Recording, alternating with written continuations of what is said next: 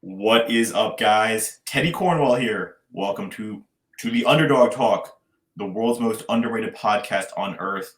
And there's just something about the Underdog, but today we have a very special guest hailing from Quantico, Virginia. Yes, that's right. Quantico, Virginia. I hope I'm saying that right. This guest is a retired United States Navy two-star admiral, the author of one of the stellar books out now called Lead to Win. I mean, the one and only Mr. Mike Manzer. How are we doing today, sir? Good morning, good afternoon, whatever it may be to you. Good morning, sir. How are you doing today? It is good morning here, Teddy, and it's wonderful. I'm actually coming to you not very far from Quantico. So you could say the apple doesn't fall far from the tree or whatever. But anyway, I'm in Annapolis, Maryland, where my wife Kelly and I bought our forever home after we retired from the U.S. Navy in 2017. And so good morning, good afternoon, and good evening to all your listeners. I'm so excited to be here. I love the fact it's pretty cool, actually.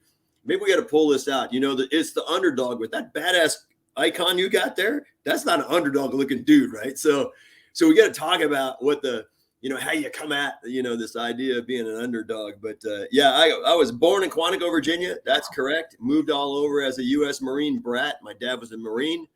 I got crimson and gold blood in my body, and but I ended up going, Navy. Maybe we talk about that, but it's pretty cool because I got the fly fighters. But anyway, born in Quantico, right down the road. Great to be here.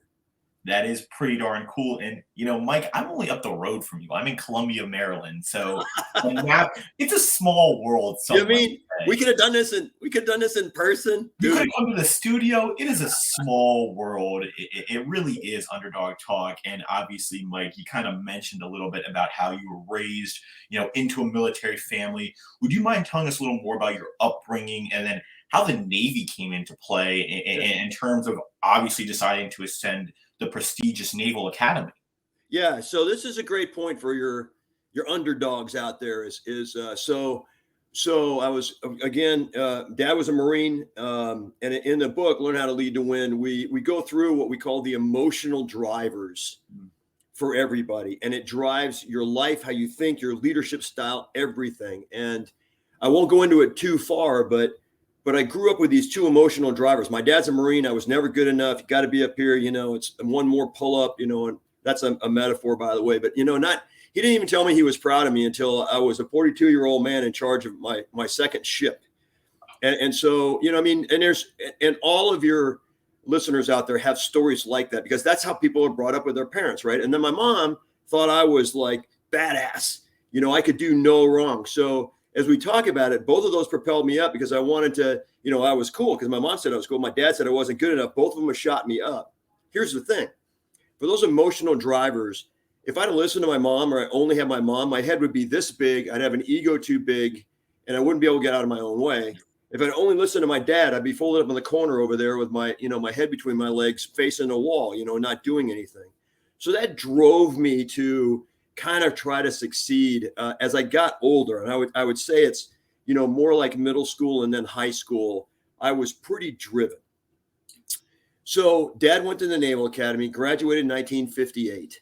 And I heard Naval Academy stories like all my young life. And it was like, okay, didn't give it a second thought. Here's how I got there. And this is the second point I want to tell your underdogs besides the emotional drivers. There's a spark that fires you off towards that North Star of what you want to go do. Something happens to you to go bang. Well, for me, 1974-ish, I was in, and I know I'm an old dude, but we went, my dad was stationed in South Carolina, Beaufort, South Carolina, and we went to a Navy football game against Georgia Tech. Wow. And they were playing at Georgia Tech. So it was a away game.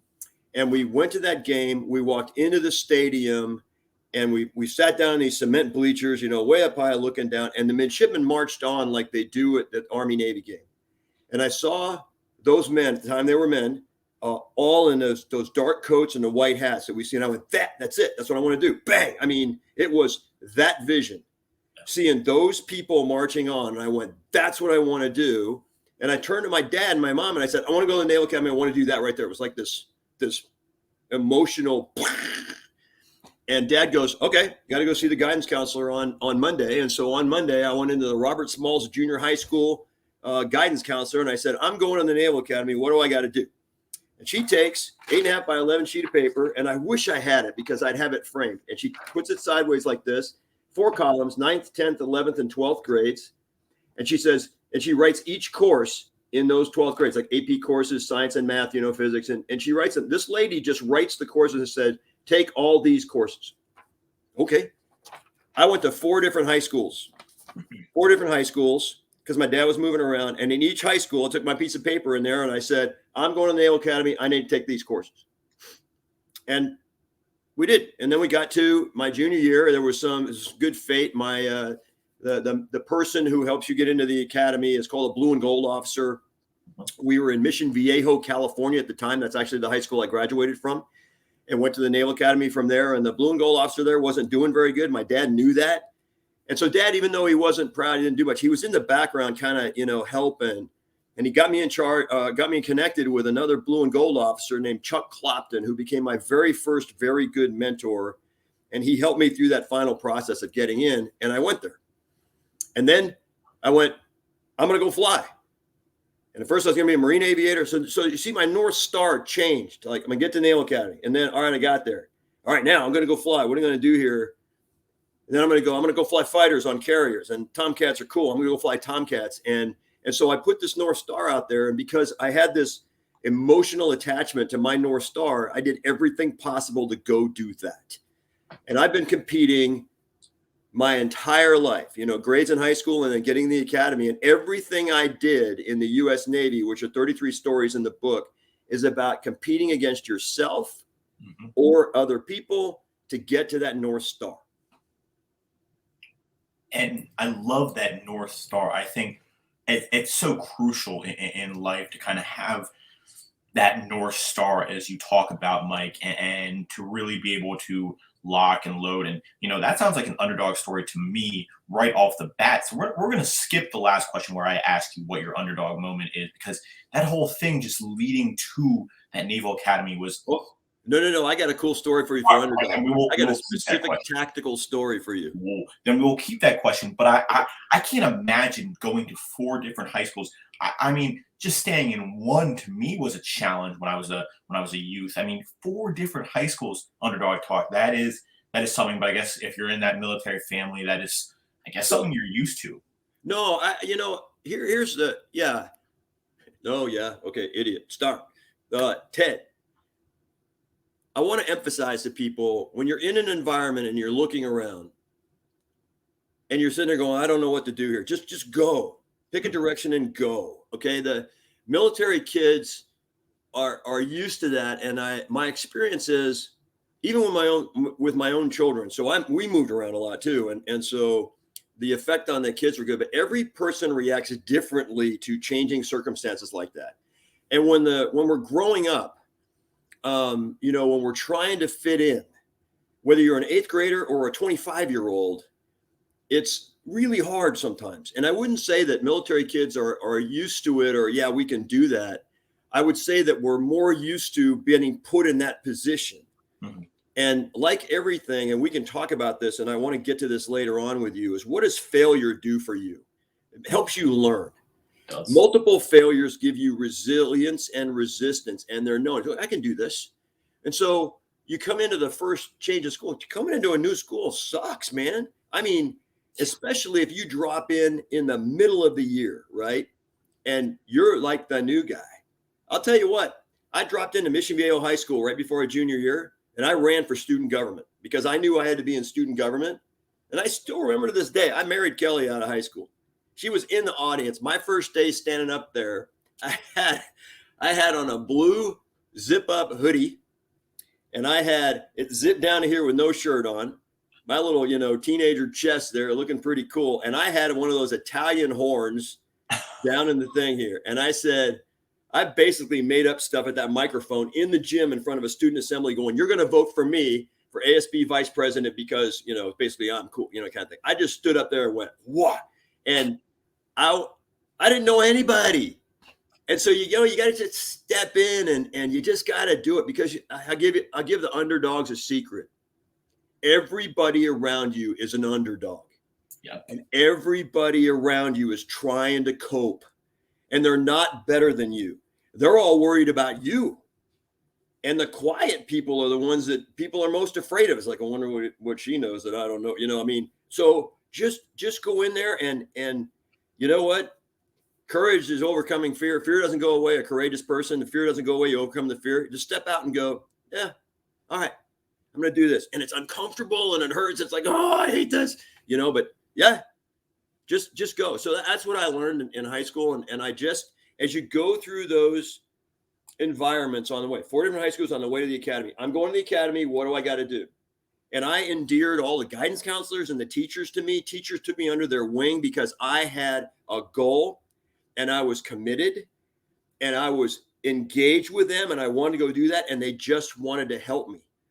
And so you will get allies, even as an underdog, and you say, hey, I want to go down this road. You'll get allies to help you because they see your quest and they'll want to go with you. And it's interesting. I never realized that everyone was underdogs. And you're the second person in 2 weeks to say that. We had Dakota Myers, Medal of Honor recipient, last week, and he was saying the exact same thing, how everyone is underdogs. And I kind of opened my eyes up as the Underdog podcast, where we're looking at it a little different perspective. And obviously, I totally agree. I'm impressed with, I guess, fake it till you make it when you were doing that student council thing. I mean, that's kind of the motto I was getting, but I love that confidence. And it is very impressive to be able to transfer different schools. But I guess, Teddy, I'm so happy. I'm so happy you had Dakota on your cast because I know him. Got a chance to, no, I don't know him. I'm so sorry. I've met him. I've been on stage with Medal of Honor recipients. Wow. That idea that, where does that come from? Mm-hmm. What makes those guys overcome the fear? And I'm sure he had a wonderful podcast with the Underdog thing is how did they overcome the fear to step up and take care of their buddies like that? Yeah. And I know that he told you, and every one of them will tell you, anybody around me would have done what I did. Yep. And it is amazing to consider, what they kept doing. And the Medal of Honor recipients, they didn't just do one thing. They kept going in and they kept going in and they kept going in and coming back and going in and coming back. So that is a great theme for this North Star underdog idea that you can take that sort of case and people go, well, I can't do that. You don't even know. So anybody trained in the services, they get there, everybody wonders what they're going to do in combat. When I was trained to take an airplane into combat, all of us want to know what we're going to do. We go buy an airplane like that and it's a bad guy. We did some training against bad guy airplanes flown by good guys.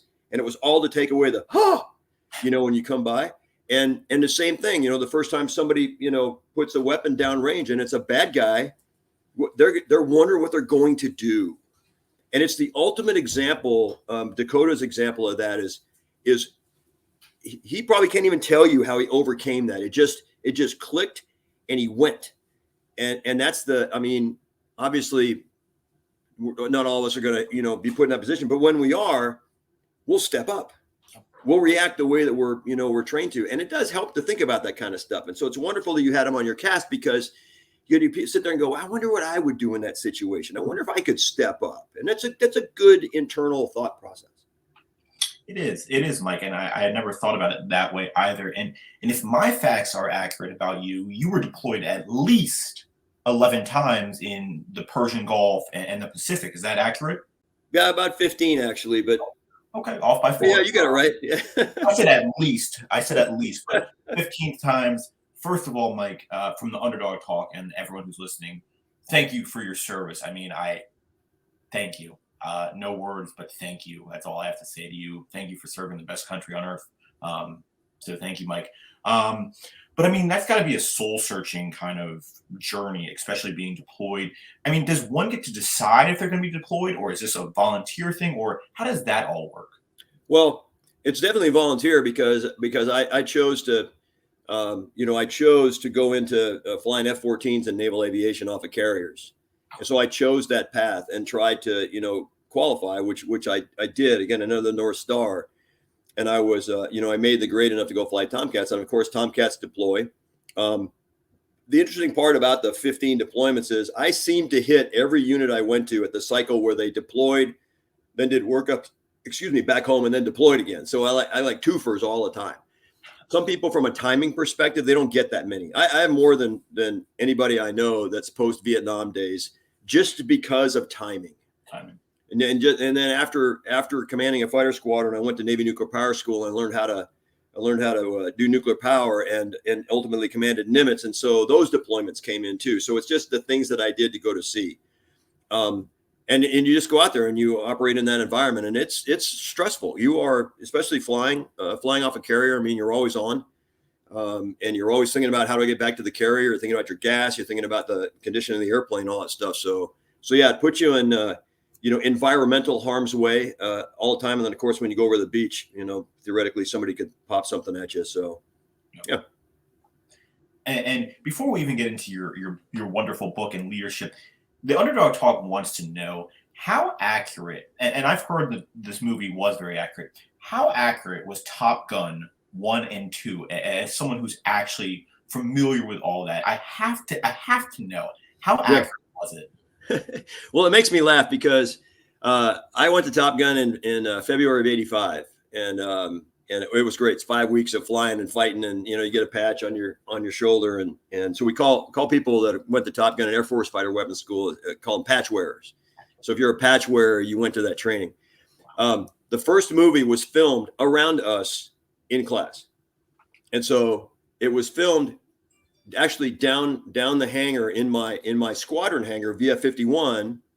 And if you look at the credits, those are all the people that flew in their VF-51 and stuff at the end of the first one. They left us alone because of the training, but they also did the filming kind of on when you see Maverick and Goose doing this in the cockpit and they're flying along and you can't really see behind them. It's not the airplane; it's just the two of them, and doing that. That's actually on the flight line, and they've got these big umbrellas for photos. They have big cameras in there, and they're like they're in the cockpit, so they're doing some kind of flying like this, but they're actually on the ground, and then they would go out and in those technology days, they camered up all the Tomcat. They had cameras all over the place. And then when they were filming the airplanes out over the water, they had a Learjet with this big camera, like a 360-degree camera thing that would film those scenes, out over the water. And you hear this, and then it kind of flying down like that. So that one was, so in the class, there's no trophy. Speaking of underdog stuff, when you walk in a bar who the best pilot is, because we prove it in the air. Your reputation as a fighter pilot. So there's two things you get as a fighter pilot reputation-wise. One is your ability to fight and how good you fly the airplane. And the second one is how good you come aboard the ship, landings on the ship. It's a competition getting aboard the ship. It's graded all the time. So how good are you there? So those two things. So around Miramar, you have reputations for fighting and doing well and stuff. And so you kind of know. But there's no like best pilot. In fact, it's all third person stuff. It's like you make a mistake and the F5 guns you for 10 seconds. They come back to the debrief and they say, what was the F-14 thinking when he reversed and the F5 was allowed us out? They don't say, what did Nasty do wrong, kind of thing. So it's a third person thing. So that's first. Second, because of the camera angles and stuff, we don't fly like this going to chase somebody. It's very wide and so a close-in fight is a mile apart. That's, because of the closure rates, right? So it's a close-in fight. So it's not like this, but they had to do it for camera. So the first one was really, it was pretty cool. And not a lot of us play volleyball, beach volleyball stuff, but it was pretty cool. And it was really fun to watch. And it came out in 1986 and we were coming back from my second deployment and we saw the premiere in Hawaii. And we're all the whole squadron, 36 officers is in the back couple rows of this theater. So it's pretty cool. Okay. So that's that one. Miramar was pretty cool in the 80s. That's when the Reagan buildup was going on and the Miramar Oak Club was really good. It exploded when the movie came out. I mean, there was a line out the gate, 9/11, you could get on the bases and they just gave passes out to everybody and the club just exploded. And so the popularity of it was as expected. Second movie comes out just recently here, F-18 Super Hornets, now different technology for flying and cameras and stuff. And that's closer to reality.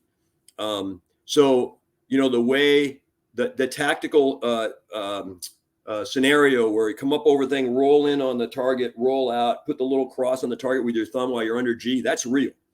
So strike fighter pilots have to, while they're under G, they have to keep that little marker when they're doing a laser guided bomb on a target. And what's really weird is you fly over the target and you're pulling out going like, me towards you, and the target's behind you. So the camera angle flips. And it's weird. I mean, you feel like you're in some kind of a weird upside down under G thing while you're keeping this thing on. And so that when Tom Cruise is going, and he's keeping that thumb on and the weapon, because if that little cross comes off the target, that weapon's going where the cross is, not where the target is. So it's a manual thing. That particular attack scenario is real, and we do call it consecutive miracles. So if the underdogs watch the movie, they hear this thing, consecutive miracles, because what happens is in a target like that, deeply buried targets over in bad guy country, the first bomb digs a hole, the second bomb goes through the hole and blows up, and you have to have them come in quickly, because if you allow the first bomb to hit and then it blows up and all the smoke comes in, that laser dot you won't have it in exactly the right place. So that was real. The G is real. In the first movie, all the actors flew in the back of Tomcats, and a Tomcat has to have two qualified people in it. Unlike a Super Hornet, which is an F-18F, you can put an unqualified person in the back seat. And so you can actually fly, the scenarios, and then the qualified person's in the front seat. Everybody flew in Tomcats in movie number 1, except for Iceman. It's not in my contract. I don't have to fly. He didn't go. Val Kilmer didn't fly in the first movie, but everybody else did, and they all got sick, and it was fun. So in the Super Hornets, and you see it in the documentaries, behind the scenes stuff, Tom Cruise made them go out and fly under G. And so all that, and that's all real. And they're pulling through that. What's really funny, I got to tell you this funny little story. There were two pilots that kind of subbed for Tom Cruise in the front of an F-18. And so when the camera angle shows the front of him, you got the visor, it shows Tom's face and stuff like that. And Maverick, so you see him. When they show the back, okay, it's got to be Maverick, right? Show the back. Well, one of the pilots was bald, completely bald. And so, of course, the technical people will look for technical defects like that and go, that's not him, he's bald. So they made this pelt, this hair pelt that glued onto the back of the bald guy's helmet or his head. So when you look at the back of his head, that's Tom Cruise's hair underneath the helmet. I just thought it was funny as heck. And then what was the other thing I was going to tell you? The last part is going through the canyon, where they're going in the real thing. That's a real canyon. Yes. That thing exists. And so up in the Pac Northwest, it's to die for. Oftentimes the weather is not good, but that's what it's like. And the only thing fake about that is that bridge they went through. That's not there. That was a CGI thing. So pretty close. And then the last thing that's not quite real is, as Maverick and Rooster come over and they're looking down at that Tomcat in the shelter and they go take off. There's a couple of things kind of wrong with that the way they took off and stuff. That's one, but there's no way you don't just leap up and start the airplane without knowing. One of the hardest things to do is to start that airplane. And so, all right, click, click, click, here we go. So all the Tomcat guys, they go, no way. That was cool. Anyway, yeah, fun. It was a good movie. Great movie. A great movie, and thank you for diving deep into that movie with me. I really appreciate that, Mike. And now, obviously, throughout your career, leadership has been one of your most, I want to say, your strongest values. Obviously, you served in the USS Carl Vinson, action officer in the office of the Secretary of Defense, just to name a few. And so much more. And obviously you came out with the book called Lead to Win, which I'm really excited to be purchasing after this episode and really diving deep into your strategies on how to be a leader, as I think leadership is one of the most important qualities a person can have. Now, I do have some questions that I would love to ask you about leadership, Mike, if that's okay with you. Yes, please. So my first one, how do effective leaders navigate and adapt to unexpected changes or crises? Say, we're in the middle of the ocean, something happens that I'm not ready for. How does a leader effectively handle a tough situation ultimately? So the first principles of leadership that I learned that formed a foundation was teaming with the other people on my team and leading with my heart, my human connection, and not with my title. What that does is it puts you in a connection with the other people. That makes you stronger as a group. So now instead of you worried about what we go do, now you got all the brains are looking at kind of what's going on. And they're all looking out for, hey, what could affect us? Once you get to the leadership position, I commanded a squadron, 2 ships, a strike group of 10,000 people and all the unknown stuff that comes up in all those scenarios, leaders that are in the actual formal leaders that are in those things are placed there. I had enough experience going through to lead those units into the world as we knew it. And so, looking for things that, are going to affect us. And so you always think about, okay, what could affect us going to here? Or what's the enemy going to do? What's the environment going to do? So you do what's called risk assessment and then risk mitigation, and you manage the risk, right? And so, and it can be anything, but generally the leader has enough rounded experience and you apply your life experience to it. It's like teaching your kid how to drive. It's exactly like that kind of scenario where you're the first time you back the car out and you hand the keys to the kid, you're sitting in the right seat in America, and you got the kid, the controls, and you're briefing them on what's going to happen. So you and I back out the driveway, going on the street, we see the cars coming into the side, we see the person walking on the road, we see a deer in the corner looking up, about to cross the road. Kid doesn't. So you see, there's this modicum of experience that goes with the ability to see what's going to happen next.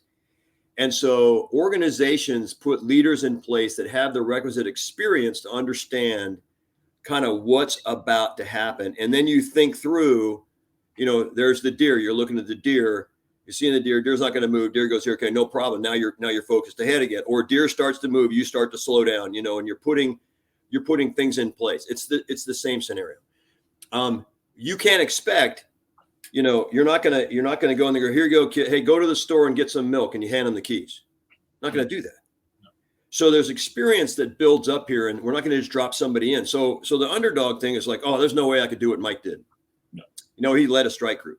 Yeah, but I didn't lead a strike group until 2011. That's 30 years. After I graduated from the Naval Academy, I had 30 years of leading and learning there. So it builds this base of experience, and it's just exactly like being an adult, and you're building experience, and that's what you go do. Having said that, when I went out the first deployment as strike group commander, I had been on 13 deployments by then. So going on number 14, thinking it was the last one, by the way, and we got double pumped back to the Gulf. When we went out, I pretty much had a great idea of kind of what was in front of us. But what I tasked my intel officer to do, I said, her name was Madeline. I said, hey, Maddie, I want you to look out front as we go through the area of operations. In this case, it was across the Atlantic, through the Mediterranean, through the Suez Canal, down the Red Sea where the Houthis are shooting at ships right now. They weren't back then. Down around the Bab el-Mandeb, come up by Oman and Yemen, and then go up through the Strait of Hormuz by Iran and into the Gulf. And her tasking the entire time, I want you to look out with your team and you tell me what's going to cause a conflict where we are. And it was open source media. It was, where are there water shortages? Where does somebody not like the other one and they're about to fight? What could pull us in?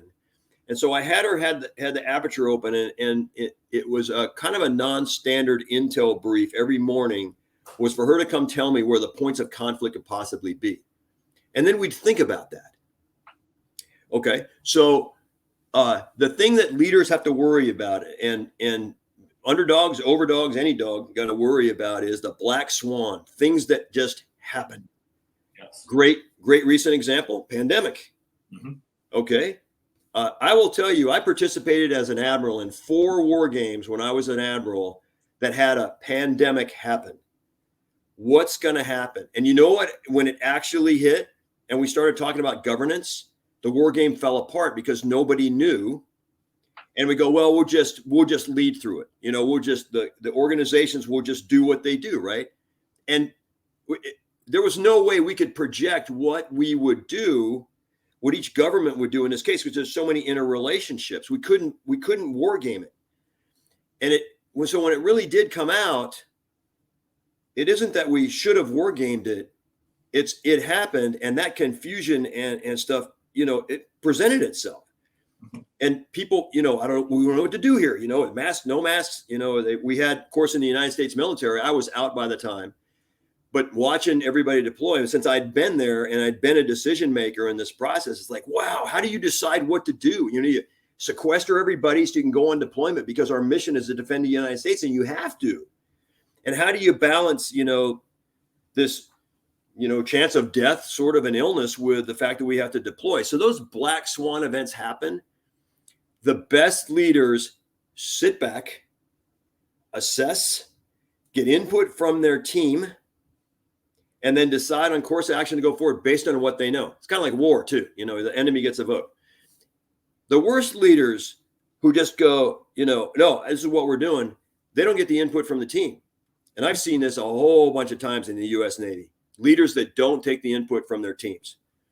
And finally the team goes, okay, boss, you know what? You're good. Good luck with that. I'll sit over here. I'll just wait for you to tell me what to do. When you don't connect with your team, when you lead with your title, when you diminish people, and when you don't value them, which is the number one value of a good leader, is valuing your people. And you don't have to be an extrovert. You don't have to be a fighter pilot. You can be an underdog. You could be a cheerleader. You can be anything. And when I say cheerleader, I don't mean a cheerleader. I mean, people are, woohoo, here we go. You can be any kind of a personality as a leader. But when you value the people that work for you, when you care about them, they will care about you, and you will get a better result. That's how that works. I hope that answered your question. It did. And I was also interested in, how does one, attempt to gain the trust as the leader, but you talked about it being almost together, working without your status, and thinking together. And that really emphasized. You said the key word. I'm sorry, Teddy, I keep interrupting you, but you put these great words out there. Trust. Trust is the foundation of every good team. Here's how I do it. When I first walk in the door, I am with a new group. I kind of know about the group already. I kind of know who they are. I kind of know they're supposed to be there. I extend trust right away. Right away. There are leaders that say, well, I'm not going to trust you until you prove it to me. But you got to know a little bit. You got to see their resumes. You got to see where they are, where they came from, what their capabilities are, reputation, things like that. You extend trust in them right away. And you start delegating to the team. Hey, this is what we're going to do, and you hand a task to somebody, building that trust. Nirvana is when you get to the point where you don't want to disappoint them. They don't want to disappoint you. Yep. You hold confidences. You value everybody. Everybody goes, hey, Mike values me. That makes me feel good. Mike trusts me. He trusts me because I've proved to him I can be trusted. And that is the underpinning of being valued. That's the secret sauce. That trust. You said it. If you can develop trust, you're all good. When you betray trust and violate it, you kick the bucket of trust over, and all the trust pours out. And when you put it back up, it doesn't back up all full again. You got to put the trust back in there. The team will fracture if you lose that trust. You said the key word. And you said the key word, the secret sauce. It's almost like we're in that movie with Michael Jordan and Bugs Bunny, and the secret. I know it was a secret. It wasn't the secret sauce, was it? I don't remember. And anyone who's watched that movie, tell me what it was. I thought it was the secret sauce, where he gives it to Bugs Bunny, I think, and Bugs Bunny gets really hyped, and it was just water or something. But I do love that. Now, this question I'm very interested for, and the Underdog Talk really wanted me to ask you this question. And really looking at how everything's kind of changed to remote work. What challenges do leaders face in managing, their team through different locations, being remote? And then how do you overcome a challenge of being remote and being a leader, if that makes any sense? Oh, it makes huge sense. So I'll give you an example. So real life for me. So in the Navy, Striker Commander, my last operational tour, 10,000 people arrayed actually just about across the globe. I had a bunch of ships in maintenance in the United States. I had a couple of ships that were up in the Nordics and the Baltic Sea that I was the boss of, and then I had a large strike group section in the Gulf. And I'm on my flagship, the USS Dwight D. Eisenhower CVN 69, and there's all the other ships that work with me. So I had to get out and get around to those ships. Now I didn't go back to the United States or go up to the Baltics. And so I kind of just had to connect with the captains up there. And I would have a fireside chat, quote unquote, with those guys on the radio about every day, and have everybody in the fireside chat. So the secret to the underdogs for doing a remote team first is communication. You've got to communicate, and you've got to be as present as you possibly can. Hey, we're on the radio with the boss tonight, and you're listening to the boss. And it's kind of like in World War II when people around the United States were listening to Franklin Delano Roosevelt, you know, on that crackly radio set talking, and they're glued to the radio set. Think about that. So here I am in tactical flag plot, and I've got the handset in my hand. I'm leaning over a console, and I'm talking to all the captains, and I'm telling them what's going on, you know, down here. And then I'm asking the captains to tell me what's going on. So we all know what's going on around our striker. Communication, that's first. Now in my current job, I've had deployed teams or raid teams across the United States and a couple international. I currently have teams that are in Washington, D.C., St. Louis, Seattle, Oklahoma City, and San Antonio. Communication, reaching out. I know what they're doing, where they are, because we're communicating together. When we get on media like this, I mandate cameras on. And people they want to hide, you know, they want to put up a funny little thing. And some people, I actually have whatever background that I'm at, I put it on. Some people have these virtual backgrounds. I don't want you to see my house, you know, or I don't want anybody to know that I'm really home. I want them to think I'm at work. So they have this background on. I'm accusing them of something. That's probably not the case. They just want to have the background and stuff. I want to be as close to you as I possibly can. So I'm talking to you here. I've got the camera on, and I tell my team, I said, look, I want cameras on. And I know you're going to be, it might be, you know, early in the morning, you know, you're in the bathroom, your hair's all messed up. You're like, I don't have any makeup on. I'm like, well, I don't want you to see me. No, we're a family. Yep. I don't care. Okay. And all of us, I try to model it. And of course, you know, and try to look okay, you know, on the camera and stuff. But I try to give them license to say, look, it's fine. I just want to have a meeting with you. I know you have a life. I know that you're home with the kids, you know, or the whatever. I know you're sick. I don't want you on when you're sick because I don't want to work you. But if you're just not feeling that good and you're not at work, come on, get on the camera. It's okay. And you let down that, you know, that fear, because as anybody looks at, so all the titles I have, I mean, there's an admiral, and now he's a vice president, and he looks like, maybe I come off like this, and like, oh man, I don't want to do that in front of Mike. I don't know what Mike's going to think. Well, I try to tell people all the time what I think and how I think. I don't want you to be afraid of me. I don't want you to assign me some value that, hey, you're an admiral, therefore you think like this. No. I'm Mike. Call sign nasty. It's just me. I'm learning like you. In fact, that's why the book is called Learn How to Lead to Win. Because when I grew up leading, Teddy, people are behind me, and they kind of came up. When I was looking at people as role models, I'm like, how do they do that? Mm-hmm. And so I went, okay, this is how you do this. And so in all the stories that I write in that book, you know, 33 stories, this is where I learned that. This is why I learned that. This is what occurred to me. And it's like, I'm a human being just like everybody else. Okay. The title came from 40 years of working, you know, 4 years at the Naval Academy, and then 36 years in the Navy, and then more than 6 years at a company I'm at, and just kind of, you know, but that's a bunch of learning on the way, a bunch of failing. And so, you know, that communication, that showing them that you're just another teammate with them, that's why I do this without the title. I always want to be like, hey, you're not all that. Okay. Humble, humility, teamwork, partnership, knowing what they're interested in. Hey, did you see the game last night? Or, oh my gosh, that's pretty funny. Or, you know, and you just lead through that human connection. That is the secret to leading a team like that, especially when they're far flung. And then as you got to go there. Yep. And so, you know, you need to be as present as you possibly can. And when you have a team, like I'm going to be traveling my butt off with this team. So I got to go to St. Louis, and then I come back, and then I go to Seattle, and then maybe I go to Seattle to Dallas and San Antonio. I mean, yeah, you're on the road. And it can be uncomfortable, and I don't want to be away from home that much, you know, and you know, so you have to make that time to effectively lead that team. You come into town, you meet with them in person, you do round tables, you do town halls, you connect them, you go find them, and hey, there's the boss coming into town. You always get together and you go have a social, maybe go by the bar or something somewhere, or go have a lunch, but it's that human connection that you have to maintain, Teddy. Mhm. And you do it any way you can, whether it's on a handset over a radio in the middle of nowhere to a bunch of people. It's a video conference like this, or it's in person, which is obviously preferred.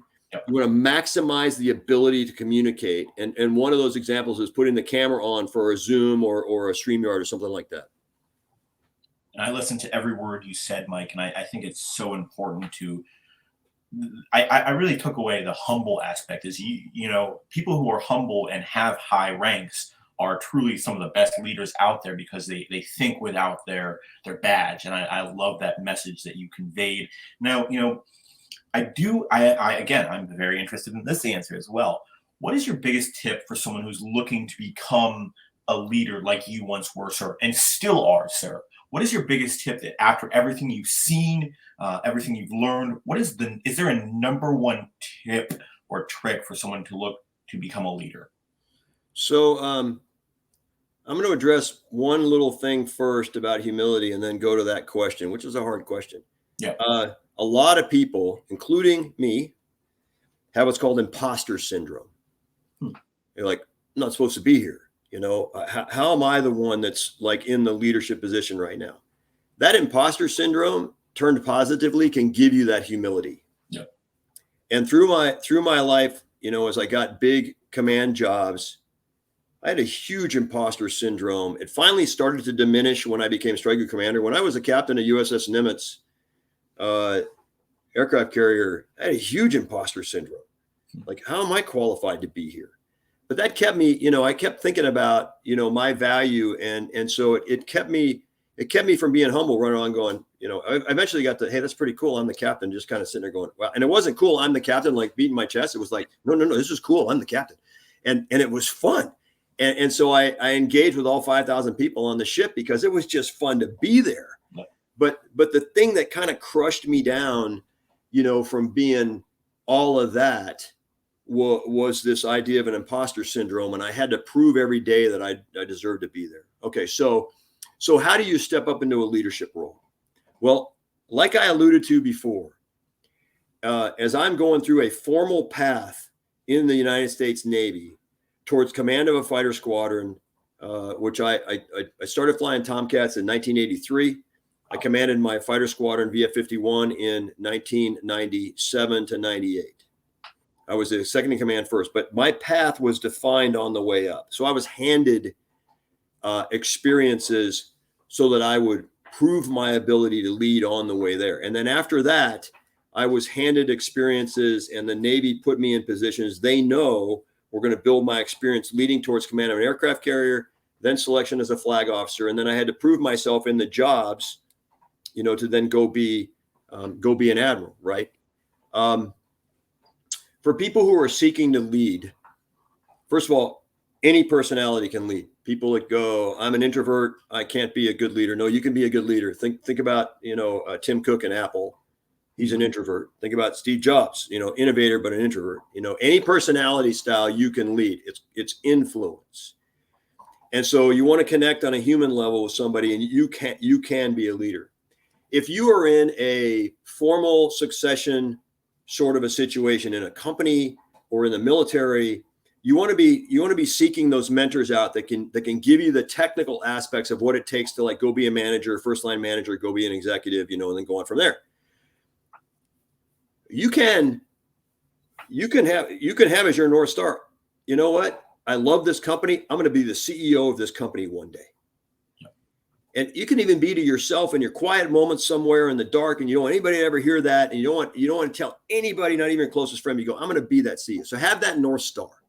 That's first. If you want to lead in your church, find leadership positions. You want to lead a project.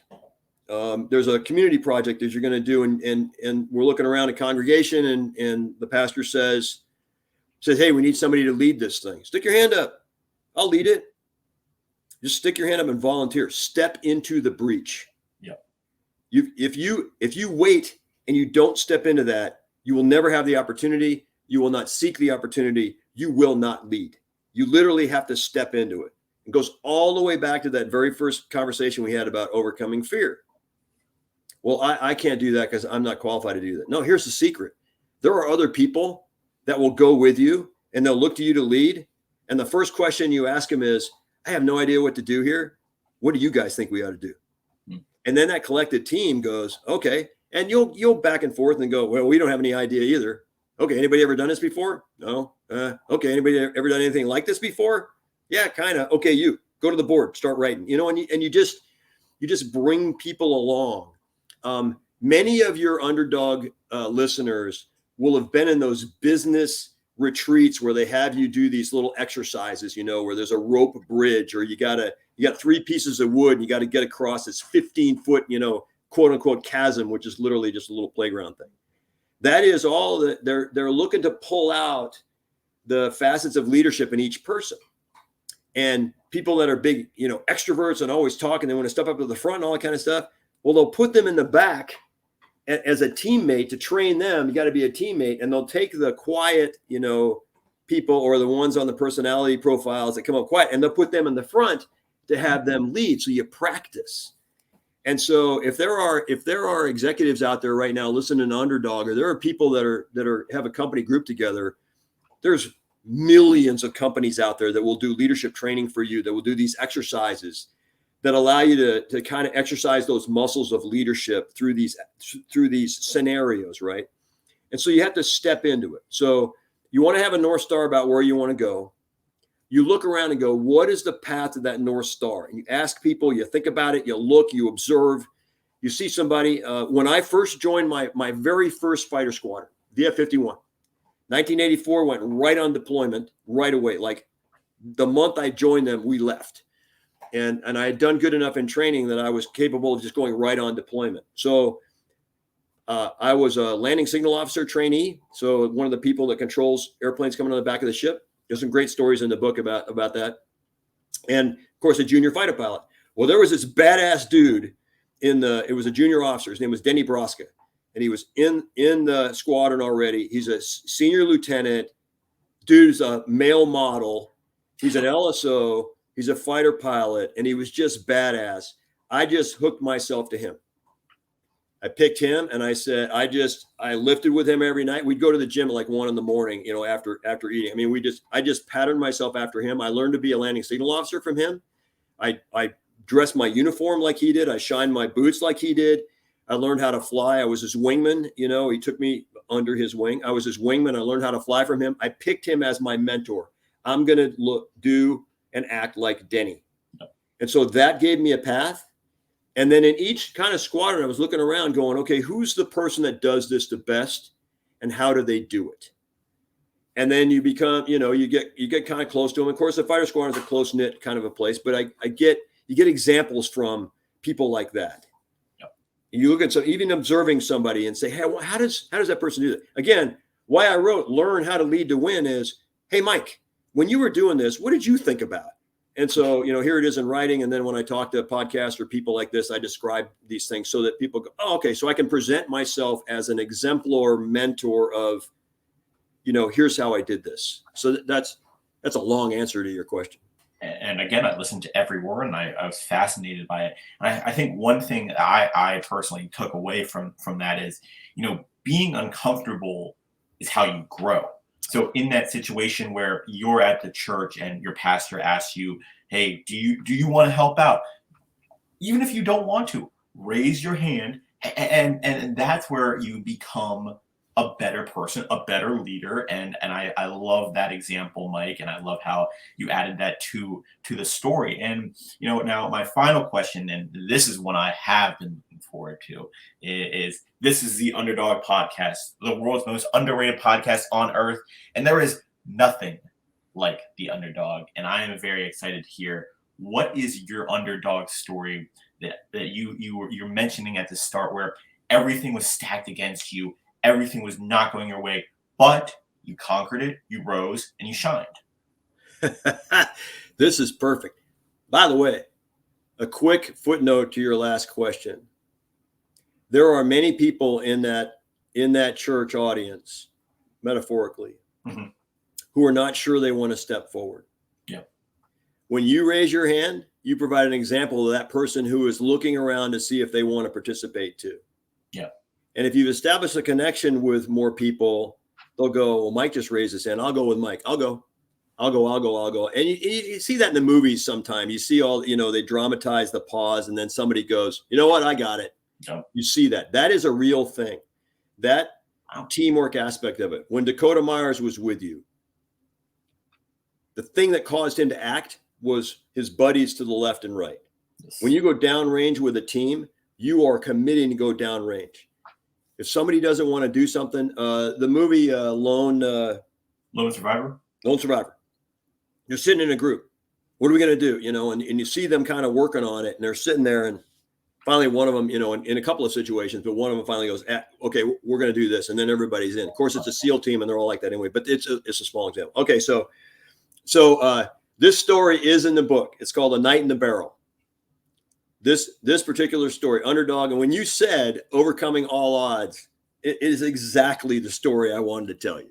So, first deployment out on USS Carl Vinson. Been out there for a couple of months, flying day and night. We are out, and we are at least 1,000 miles from any other place to go except the ship. So one of the stressful parts about flying aboard an aircraft carrier is there's no other place to go. Usually it's either bad guy country or you're that far away from everybody. So the only place to land is the ship. So this, night in the barrel is a term for when you can't get aboard the aircraft carrier, just for some reason. And everybody, every carrier aviator in somewhere in a career, they have a night in the barrel. My night in the barrel occurred in the Western Pacific, 1,000 miles from anywhere, on a really, really dark night in a Tomcat in VF-51. And at 1984, and we were out flying around at night, and I'd been flying at night. The skipper had me flying at night because it's really hard to do. So he had me practicing and stuff. Well, we came down this one night, and I couldn't get aboard. The things you got to do, your scan. So whenever you come aboard an aircraft carrier, you have three things in your scan. You have meatball, which is the landing glide slope indicator. It's an amber ball with a row of green lights on the left-hand side. Your listeners, podcast, you can see that on any carrier, video. Then you got lineup, which is the center line. You got to be straight on the lineup, and then it's angle of attack, the angle of the airplane. So you have to fly the airplane, and the Tomcat was called the Turkey because it kind of wobbled when you came aboard. So you had to be really good at moving the control so it was kind of steady, and it would wander a little bit and stuff. So anyway, kind of practice on that. So we come back this one night, and usually, we're not practicing. We're going to land the first time. Yeah. Well, I keep what I realized later on, and was debriefed on later on, is when you're on this glide slope coming down to the ship like this, it's kind of optimized like that when you land here. Well, coming around the back end, if you sink down a little bit and then try to go like that, you fly through the glide path and you end up going flat. We actually call it dog in the back of a pickup truck because you're trying to jump into the pickup truck when it's moving. That's what it's called, dog in the back of a pickup truck.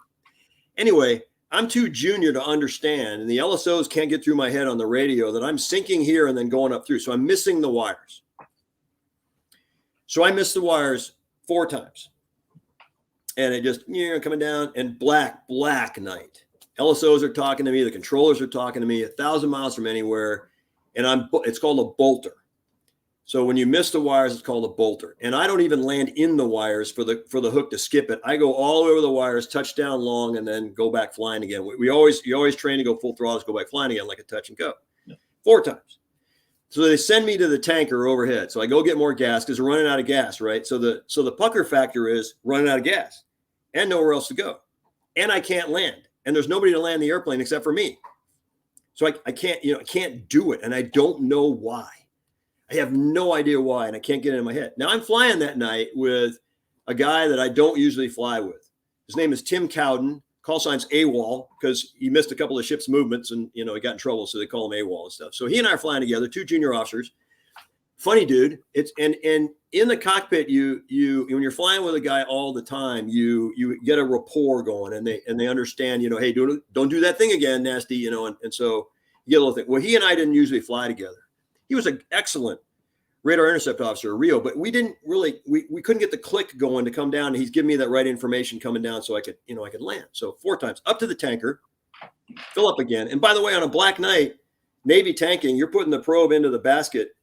You got to do that too on a black night. So that I didn't have a problem with. I got gas, fueled back up, came down again, bolted again, went around again, came down. I had all this time to kind of shake it off, and then come off the tanker at 7,000 feet, descend back down. I'm the only guy airborne in the freaking Western Pacific, carrier. Nobody else is airborne, just me and the tanker, who was a very senior pilot because he gets aboard last all the time, and there's nobody to give him gas because he's the tanker. So he's overhead, and I've taken him down to not very much gas. I bolt her again. I bolted for a 7th time. And I will tell you, nighttime approaches, just one. When you land and you got your feet on the toe brakes after you run out, your legs shake from the adrenaline and and especially when it's really dark, when all you can see is the little lights. It's like, and of course you use various appropriate words when you land and go, man, it's dark out here. But now I've done this 7 times. So actually 6 times. They send me back to the tanker. 2nd time. Back up. Hey, tanker guy, give Nasty all your gas. Take yourself down to whatever and come aboard because he has no more gas. So they send him down in front of me. They land him. They get him aboard for sure because they're not sure what to do with me. They either barricade me because I can't get aboard myself, or I fly into the barricade. They show that at the end of Top Gun 2. That's a real thing. That barricade's a real thing. Or as is in the story, maybe I can't even do that. We're going to fly alongside the aircraft carrier and eject. And then they're going to pick us up because I can't get aboard. And I have been on the LSO platform trying to get a pilot aboard when I was a senior landing signal officer. And you start thinking about, how do we get this guy aboard? He can't fly. And I have no idea what to do. So we take all the gas. Tanker gets aboard, just me. We lift off on that bolter after tanking the 2nd time. Pretty quiet in the back seat. AWOL's doing this kind of thing. So we lift off again. I had no idea. So we lift off on the 7th bolter. Come up again. Total silence in the back seat. Total silence. I said, hey, well, what are you thinking back there? And he goes, ejection. Just like that. I got aboard the next time. And they had to pour me out of the cockpit. And when the LSOs came in, again, the story's in the book, it's great. The LSOs came in, they kind of explained what I was doing. I couldn't see it. They couldn't get it into my head, kind of stuff. When I was a senior landing signal officer, you tend to pick up trends that pilots are doing, and you talk to them over the radio. And so what I used to do is kind of kneel down in the landing area, I'd get on the handset, kind of close my eyes and talk to the guy like a nighttime DJ, especially when it's bad outside. And kind of just, hey man, it's cool down here. The hamburgers are great. We're going to go get a slider, kind of thing. Here's what you're doing.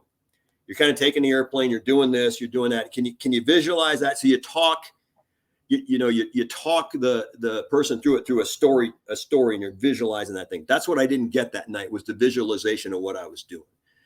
And so the odds were stacked against me. And the last one, when AWOL says ejection, I got aboard that time, but it was quite an experience.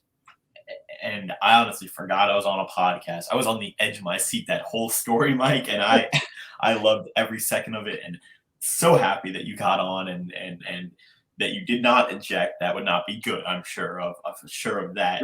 Hey Teddy, I did eject out of a Tomcat in August of '87. That's it. That's also in the book. So your underdogs will have a good time reading this book because there's some great stories in there. You ejected once in your career, right? Yes. I saw that. I did see that. And that was during a training, right? Oh yeah. Yep. And guys, Mike, before we go, the floor is yours. Where can we find your book? Where can we find anything that you're doing right now? And first person, actually, for 2 people to DM me on the Underdog Talk Instagram, Mike, just Mike, will get a free book on from Mike, and I just am obsessed. I can't wait to buy my book too. So Underdog Talk, DM me, Mike, and you will get a leadership book out to you from me and the Underdog Talk. Now, Mike, the floor is yours. Looks like that. Ooh. Hard copy, 33 stories. Learn how to lead to win. It is, as most things are, it's on Amazon. Hard copy and paperback and ebook. I also narrated my own book on Audible. And so if you're one of those people who listens, it's me telling the stories, and it makes it a lot of fun. I also have, and so Amazon, if you go, Barnes and Noble has them as well. And I look forward to being out in more bookstores and stuff. I think you'll like it a lot. Additionally, www. My first name, last name there, crushtogether.com. So MikeManazar.com. If you do that, you can go on there. There's a lot of leadership content. Okay. Really cool. If you sign up for a newsletter, we do a specific leadership newsletter topic every week, free, into your inbox. And so what we did some research a bunch of months ago on the top 100 leadership issues facing leaders today, typically businesses. We're on 43. If you sign up, you will get a free leadership newsletter in your inbox each week. On the blog section of my website, all the old newsletters are there, so you can start to catalog those. And what's really cool, sounds like a sales pitch. I don't want it to be. We took in the back of this book. There are things called maxims, and they're like 10 things that are keys to leadership. We took each maxim, built it out into a chapter, and have just released a book called The Manazar Maxims. You can also get on Amazon. It's 99 cents for an ebook. We're getting it to print and putting it up there. But here's the thing. If you sign up for a newsletter, you get the Manazar Maxims free PDF link, and you can get the whole book right there. And it's a companion to this one. So website's a great place to go. There's great pictures of me through my career and stuff, and some good leadership content. So I'd encourage people, Amazon for this and the Maxims. Sign up for a newsletter on the website, and you get a newsletter every week, and the Maxims for free as an ebook, and we'll just rock and roll. And first person to sign up for the newsletter, Underdog Talk, will also send you a book as well. So there's another one incentive to sign up. And Teddy, you just said it in the remarks section. It says, "How'd you hear about Mike?" Put Underdog Podcast. Put Underdog Talk. Yes, please, because that keys us to who you guys are, and I just love being connected. Oh, we will.